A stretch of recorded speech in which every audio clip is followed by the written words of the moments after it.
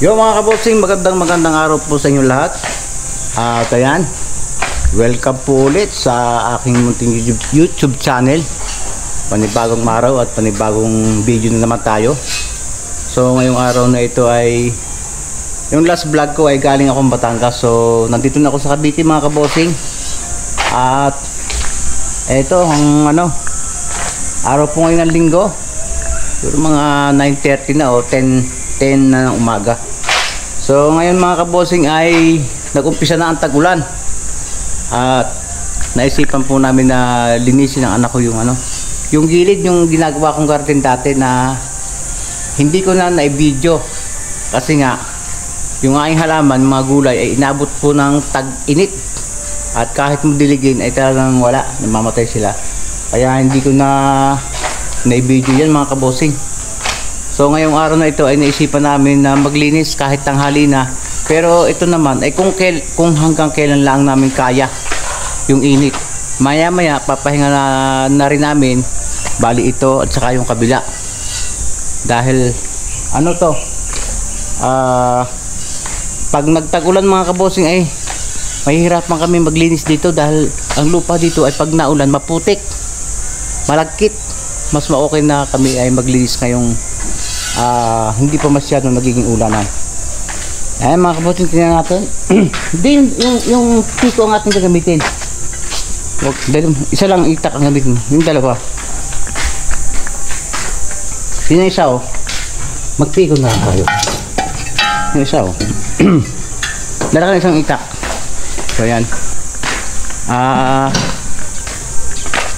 Tatanggalin ko na rin mga kabossing yung yung mga ampalayang naabutan ng init. So yan, eto mga kabossing medyo nagsukal na rin. At nandito yung isang jeep ko na dito ko inilagay dahil nakaka-astorbo doon sa garahe ko. At sayang din kasi ang bubong, pag nandun sa kabila ay walang bubong siya, kaya dito na namin dito ko tinilagay muna yung jeep na to. So yan mga kabossing, at itong mga kabossing, ito ay dwarf coconut, sabi ng binilang ko. Ibig sabihin pag ito ay tumaas-taas, bubungan ito mga kabossing. At nung isang araw, hindi ko alam kung buhawi ba yung dumang yung aming saging, ay pinabagsak lahat. So yan, kailangan na naming linisin to dahil pag inabutan kami ng tag-ulan mahihirapan kami dito. Aalisin na namin itong mga kabagan ng ampalayang to at wala na rin naman. So yan, umpisa natin mga kabossing. So sana makakalahati man lang tayo. Tara.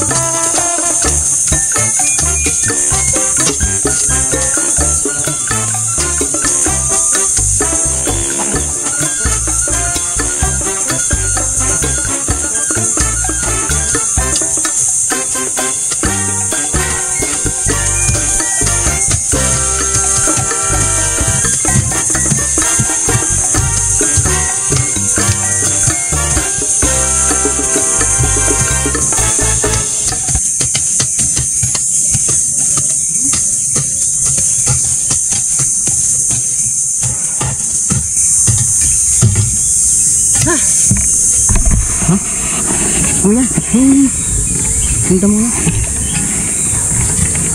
Pugot-pugot yung ano mo.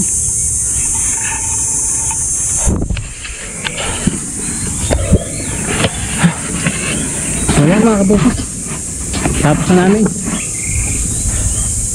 Ilang oras lang ito mga kabukos eh. Medyo mamaya papalutangin namin yung mga damo para hindi mabuhay pag siya umulan ulit. Kasi pagka hindi mo yan pinalutang mga damong yan, pag umulan yan, buhay uli yan. Ayan o.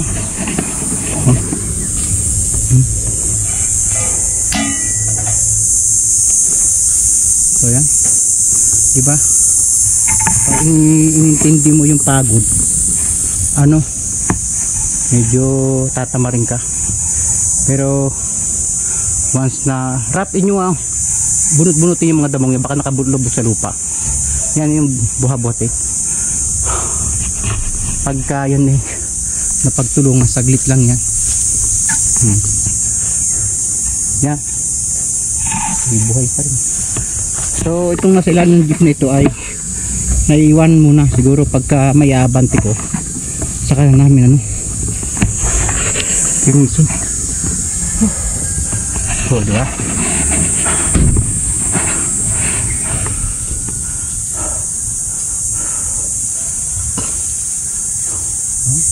mamaya na yan. Muna, pahinga muna. Ganun yung sa loob. Kasi mga kabosin, pag naunahan kami ng ulan dyan, wala, mahihirapan kami. Diba?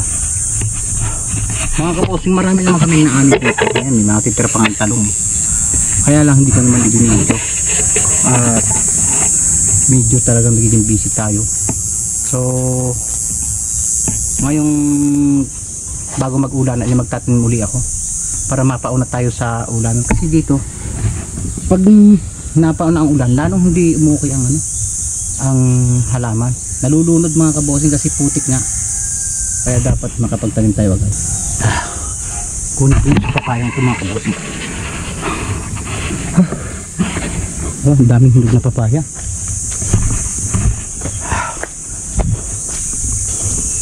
Kunin natin.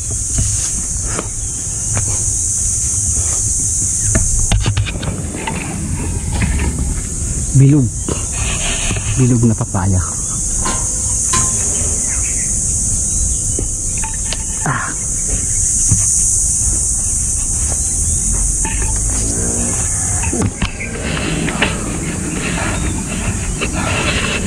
Ayan. Rap, balikan mo papaya ha. Idali mo muna yun doon. Kunin mo to. Madala mo na ba? Yung mga piko. Balikan mo ito papaya.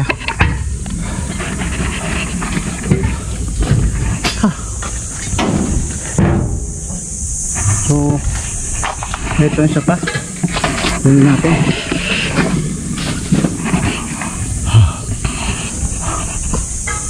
Ano ba ito? Medyo mataas-taas na ito mga kabusing. Kaya teka, kunin mo anak, papagod lang ako. Talunin mo na nga. Ayan, talunin mo. Yan, kaya mo abutin, talunin mo. Yan. So yan mga kabosing, papahinga muna kami at mamaya na ulit hapon. Tingnan ninyo yung mga palaya, umakyat na talaga doon sa, sa bakod sa green scope. So maraming binunga niya, kaya lang sa totoo mga kabuti hindi ako mahilig sa palaya.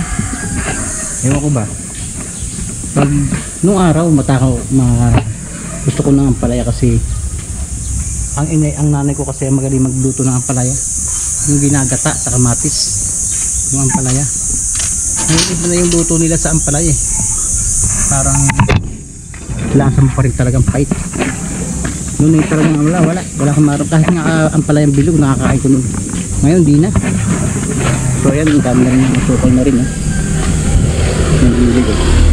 So mamaya ito naman nalilinisin natin, hindi ito masyadong madamo. Bali ang palaya lang talaga ang nakapagpa sukal dito sa lugar na ito. Mamaya tayo naman ang gagawin natin yan mga kabosi. At tayo muna tayo mga kabosi. Mga pakasot, kumapit-kapit yung lupa. Take note mga kabosi, yun ha, hindi yan tag-ulan ha, tag-araw pa yan. But if pagka tag-ulan yan, hindi mo madadala ang sinilas mo. O inisin natin itong mga kabosi pag nayabante yung jeep.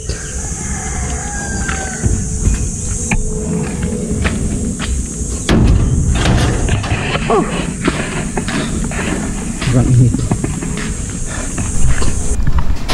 so yan mga kabosing, tutuloy natin yung paglilinis dito sa kabila.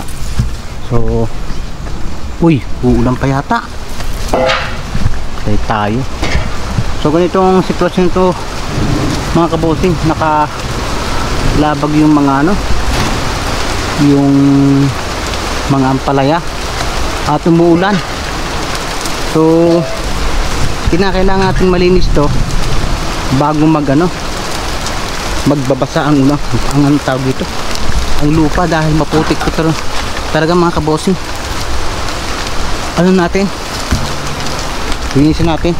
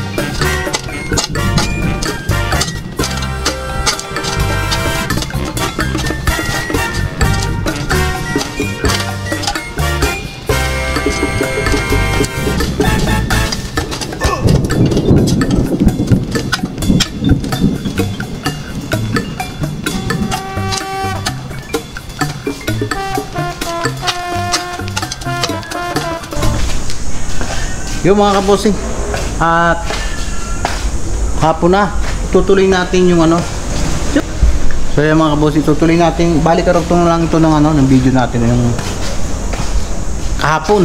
At hindi na po tayo nakapagpatuloy ng paglilinis natin dito sa kabila dahil biglang nag-uulanan dito sa amin mga kabosing. Ang ulan ay sa hapon, at sobrang lalakas ng ulan mga kabosing.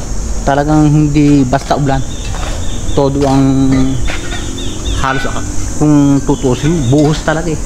Ito ang gutter kong ito halos maawas eh. Parang hindi niya kayanin yung bagsak ng tubig. So talagang hindi namin natapos, hindi namin naumpisahan dahil ang schedule namin, ang prilang sa paglilinis namin ay sa pahapon dahil sa umaga ay may mga ginagawa ako. So kasama ko yung anak ko at tutuloy namin mga kabosing. So ito ang naging resulta nung aming paglilinis yung nakaraan. Ayan, tingnan natin. Tutuloy natin mga kabosing. So ayan, bago nga pala umulan ay kinalaykay namin yung ano, yung mga damo na dito pala yung ano. Kinalaykay namin yung mga damo na inasada namin dahil pag inabutan yun ng ulan mga kabosing ay buhay din yun. Kaya dali-dali kong kinalaykay yung ano, yung mga damo. Pero may natitira pa rin eh. Oh. Ayan. At hindi namin nalinis ito nga sa ilalim ng jeep dahil hindi nga may abante at meron ng sasakyan sa harap. So pag may time may aabante ko to at nilinisin ko yung ilalim. So tuloy natin mga kabosing at talagang ngayon lang kami nagkaroon ng pagkakataon. So ngayon, araw na to ay sinuwerteng hindi naman naulan. Kaya matatapos natin to mga kabosing. At ayan, magka-sunset na. So yan, tuloy natin. Nakapag-umpisa kami ng konting oras nung kahapon, kaso hindi rin natuloy. At kunin mo yung kalaykay kaya makalaykay itong ano, ibanda mo. Okay. Hindi rin natuloy mga kabosing at maulan. Kaya ito ngayon lang namin tutuloy at hindi umulan ngayong maghapong to.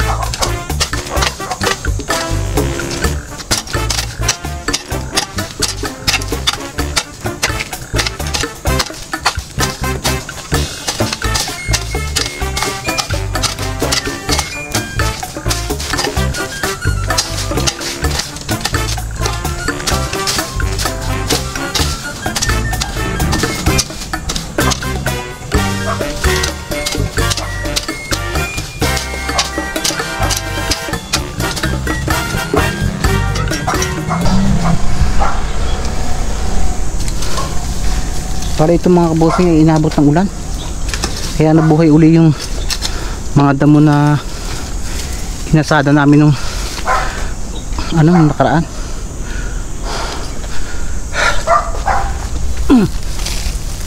So tuloy namin ngayon para matapos na ito.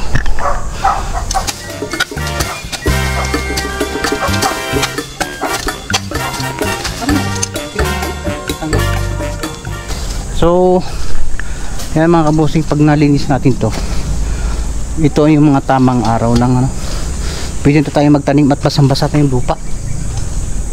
Kung mapapansin nyo ay maitim na yung lupa niya, malalim na yung lugar na naabot ng tubig. Kumpara nung nakakaraan ay yung ibabaw lang na parte ng lupa ang basa, pero sa ilalim tuyo pa rin. So ngayon, napapansin ko kahit maghukay ka ng malalim ay basa pa rin. Kaya talagang pwede na tayo magtanim ngayon.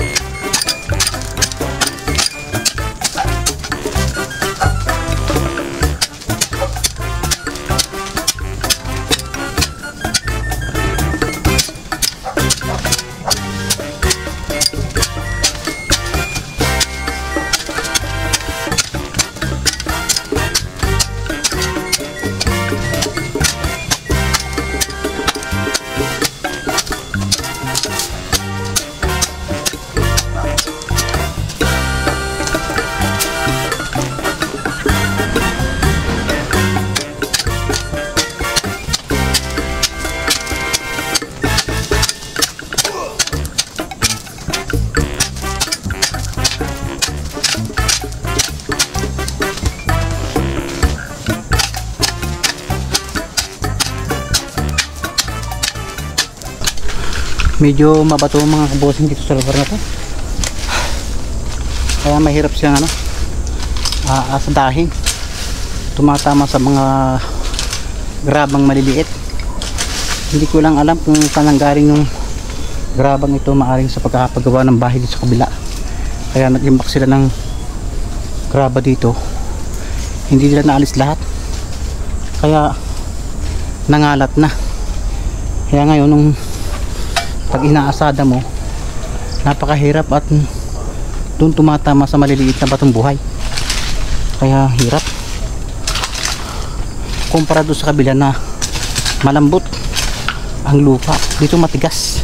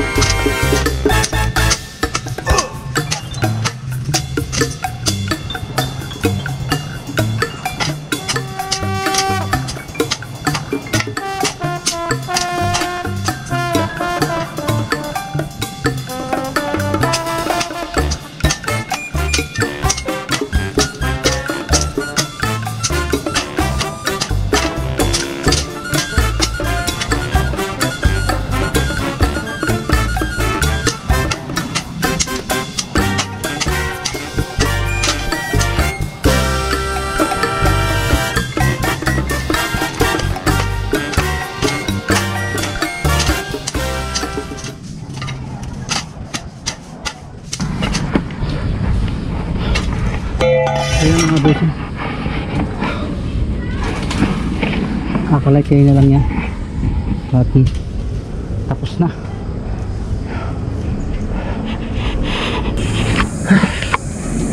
Magandang magtanim ngayon mga bossing, basang-basa ang lupa. Ayan, ang daming bunga ng kalamansi. Pungunin natin yan mga bossing. Hindi ko kasi napapangunan to at itatanim natin tong tong tanglad na to, kasi to sa gilid-gilid ng bahay ng bakod. Tabi-tabi mo na maigi.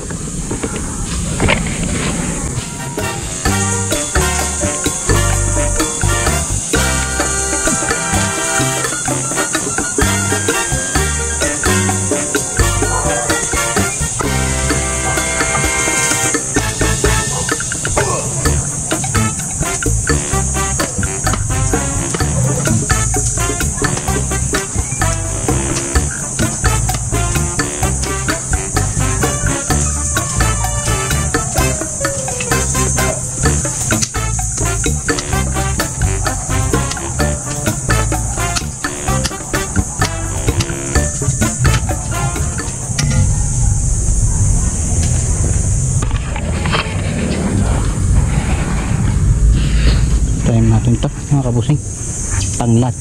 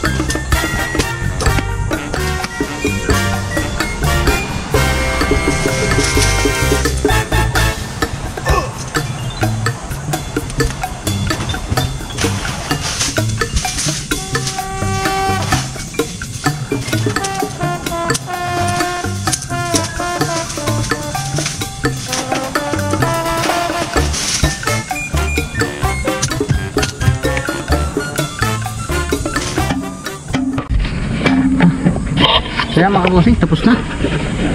Oh, di ba? Malinis na. May mga natira-tira pa rin yung mga ilang damo, pero madali na yan mga kabosing. Ayan. Pwede na tayo magtanim dyan. Kabila yan, malinis na. Huwag na nating hintayin na maunahan tayo ng ano, ng mga damo. Dahil pag naunahan tayo, kakatamad. Kaya, oh, siya. Masarap na magtanim dyan.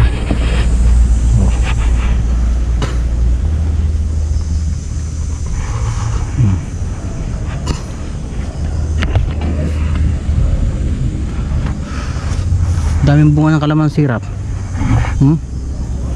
Kunin natin isang araw yan. Linisin natin sa gilid ng bahay. So mga kabosing, bago tayo pumasok ng bahay, ay linisin natin itong harap ng bahay na to.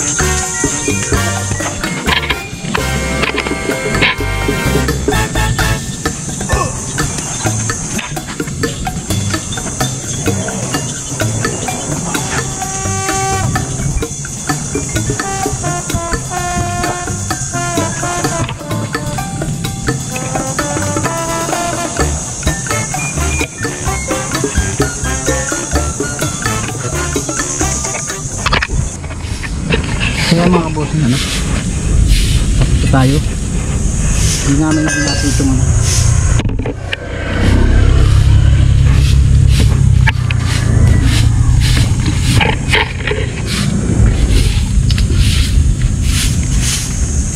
yung oregano, hindi natin yung pinuto lahat dahil gamot daw ito eh.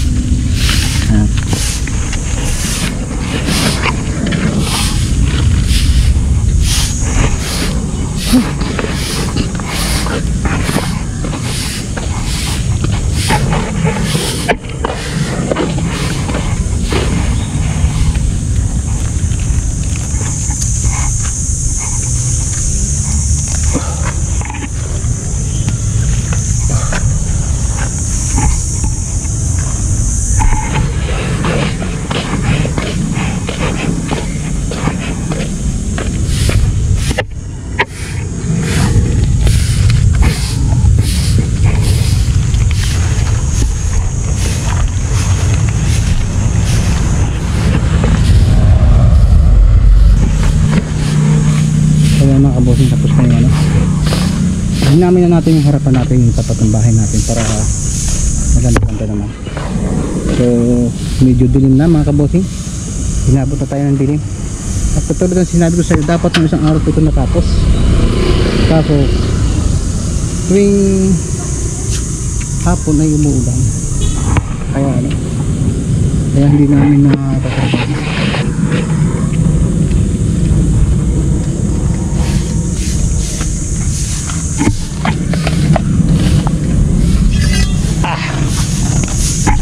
Ano tubig natin? Aywa.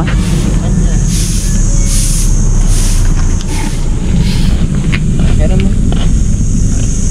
putulin mo nga yung ibang oregano yan. Ito, malalago.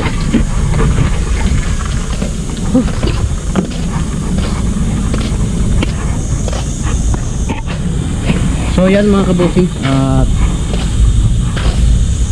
talagang nakakapagod na maglinis ng ano, ng kapaligiran. At tulad ng sinasabi ko sa inyo, talagang mas maganda kahit yung mga bubukid pa kami, talagang inuunahan na namin yung mga damo bago sila sumibol.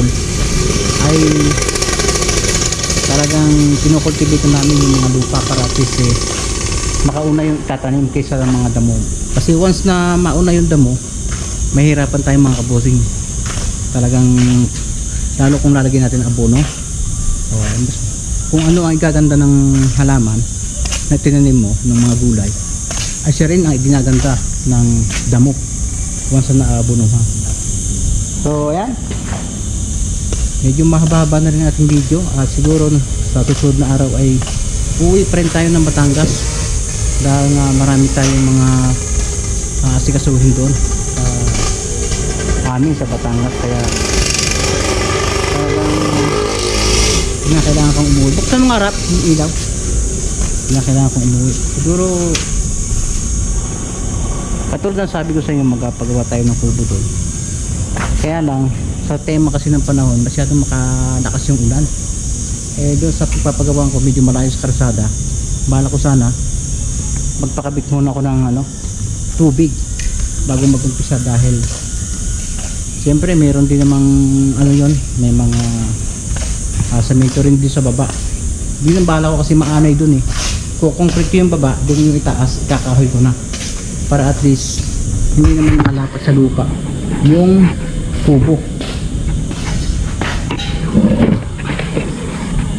para iwas tayo sa anay, dahil hindi natin kasi mapapantayin yung bahay na yun dahil lagi tayong dito, kumpara sa kung lagi natin nakikita araw-araw at nakikita natin kung yung anay ay umaakyat na. So kung magkakaroon tayo doon ng kubo, ay baka buwan yung ating punta. So yun na ang pinakamalimit, buwanan. Hindi natin makikita or else ipag-ahabilin ko sa mga kapatid ko na bisitahin kung sakali na anayin. Maraming din kasing anay doon sa amin kasi bukid yun kaya ayun. So yan mga kabusing, at dito na natin puputulin yung ating video, at salamat sa sumama hanggang huli. So until next video na lang mga kabusing, bye bye.